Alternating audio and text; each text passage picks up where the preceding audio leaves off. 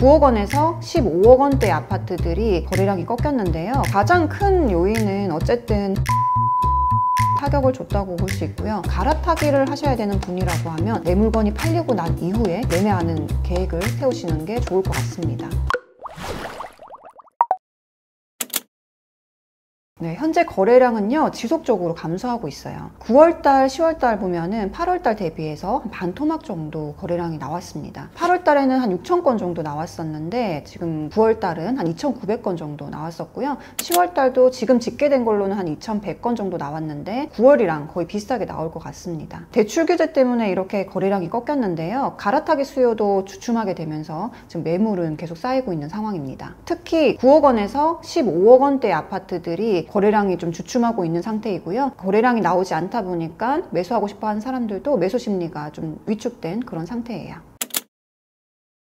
대출 규제 같은 경우는 이제 9월 달부터 스트레스 DSR 도입이 되면서 한도도 줄어들었고요. 또 금리 인하는 시작되긴 했는데 가상금리를 올리면서 실상 이제 대출 받는 금리가 올해 상반기 대비해서 실질적으로는 1% 가까이 또 오르기도 했거든요. 그러다 보니까 체감상으로 매수자들이 금리가 좀 높다 생각이 드니까 조금 주춤하게 되는 경향이 있고요. 최근에 어떤 대출을 막았었냐면요. 매수인이 바뀌는 경우에는 대출을 해주지 않겠다. 집주인이 명의가 바뀌게 되면 새로 전세입자가 들어올 때 전세 대출을 안 해주는 그런 조건까지 달렸었기 때문에요. 실질적으로 현금으로 들어올 수 있는 전세자가 아니라면 전세 대출을 못 받아서 집주인이 바뀌는 곳은 세입자들이 들어오지 않으려고 하는 거죠. 그러다 보니까 전세를 제대로 못 맞추다 보니까 매수를 파기하거나 이런 경우도 많이 생겼습니다.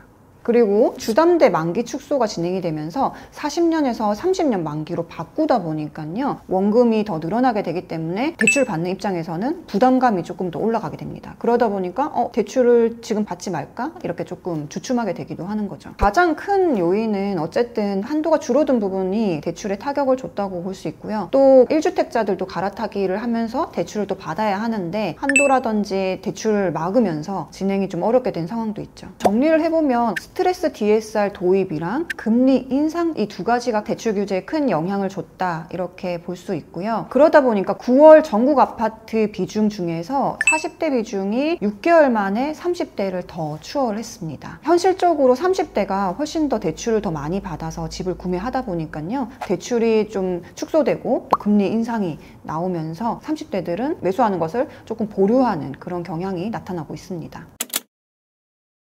지금 거래량은 정말 많이 줄었잖아요. 50% 가까이 줄은 상태인데 지금 같은 분위기로서는 금매가 엄청 많이 나오기보다는 지역별로 한두 개씩은 나올 수 있지만 전체적으로 다 내려가는 그런 분위기는 아닙니다. 특히 서울 같은 경우는 가격은 그렇게 많이 내려가고 있지는 않습니다. 왜냐하면 매도인들이 아직까지는 조금 버티겠다, 내년까지 좀 지켜보겠다 이렇게 생각을 하면서 많이 내리고는 있진 않습니다. 그 이유 중에 하나는요. 서울 같은 경우 이제 공급 부족과 맞물리게 되고 또 하나의 요인으로는 내년부터는 금리가 더 많이 내려갈 것으로 기대되고 있기 때문에 매도자 입장에서는 가격을 많이 낮추지 않으려고 하고 있습니다.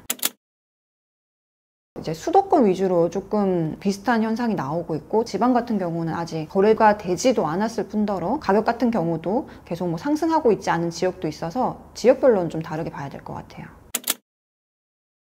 지금 가계대출 같은 경우 잡기 위해서 대출 규제를 시행을 했는데요. 대출 규제 시행하고 나서 어떤 현상이 벌어졌냐면 5대 은행에서는 가계대출이 줄은 반면 이금융권 대출은 올라갔어요. 그래서 앞으로는 지금 풍선 효과가 나타난 이금융 대출을 줄이기 위해서 또다시 대출 규제가 또 진행이 될 것 같고요. 각 은행별로 있는 대출 규제는 매년 연말이 다가오면 은행에서 책정해 놓은 한도가 다 소진되기 때문에 12월까지는 계속 이어질 테지만 내년 1월부터는 다시 한도를 풀겠다는 은행들 도 늘어나고 있기 때문에 지금보다 좀 더 편하게 대출을 받을 수 있을 것으로 예상됩니다.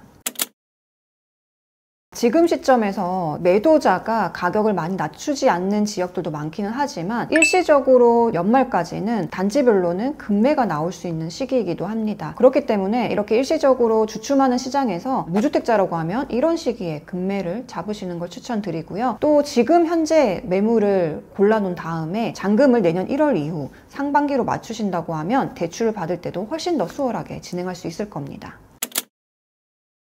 요즘 나오는 기사들을 보면 가을 이사철이 무색하다, 서울 아파트가 거래량이 꽁꽁 얼었다, 이런 얘기 나오고 있는데요. 정말 거래량이 지금 3천 건 미만으로 계속 나오고 있기 때문에 거래량이 급격하게 많이 떨어진 건 맞습니다. 예전처럼 30% 하락을 기대한다거나 그렇게 하는 상황은 아니기 때문에, 만약에 조금 내려가기를 기다리시는 분이라고 하면 주춤하는 시장의 금매를 좀 노려보시고요. 갈아타기를 하셔야 되는 분이라고 하면 지금 같은 시장에서는 사실 내 물건도 팔리지가 않습니다. 그래서 내년 상반기까지 조금 기다렸다가 갈아타기 하면서 어느 아파트로 갈지 골라 놓으신 다음에 내 물건이 팔리고 난 이후에 매매하는 계획을 세우시는 게 좋을 것 같습니다. 지금 부동산 거래를 주춤하게 하는 요인이 대출 규제와 높은 금리 때문인데요. 내년 되면 이 두 가지가 조금 더 완화가 될 겁니다. 그렇게 되면 어떻게 될까요? 지금 11월, 12월까지는 아파트 거래가 주춤하겠지만 내년 되면 다시 이제는 매수해도 되지 않을까? 이런 사람들이 늘어나면서 다시 거래량이 또 올라오는 시기가 올 겁니다. 그렇게 되면 가격이 또 한 번 더 반등할 수 있는 시장이 올 것이기 때문에 여러분들은 단순하게 지금 시장만 보지 마시고 내년까지 생각하시면서 아파트 매수 시기를 결정하시면 좋을 것 같습니다.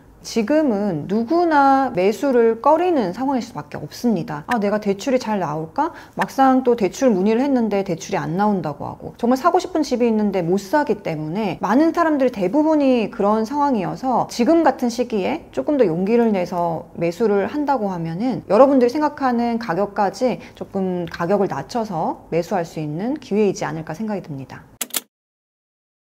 지금 급하게 내놓으셔야 되는 분들은 사실 뭐 갈아타기 할 집을 정해놨거나 이런 분들일 텐데요. 만약에 내가 다른 이사 갈 집을 정해놓은 상태라고 하면 조금 더 가격을 낮춰서 진행을 하셔야 될 것 같고요. 또는 미룰 수 있다고 하면 좀 내년까지 좀 대출 규제가 완화될 때까지 잔금 미루는 방향도 한번 고려해 보시면 좋을 것 같습니다.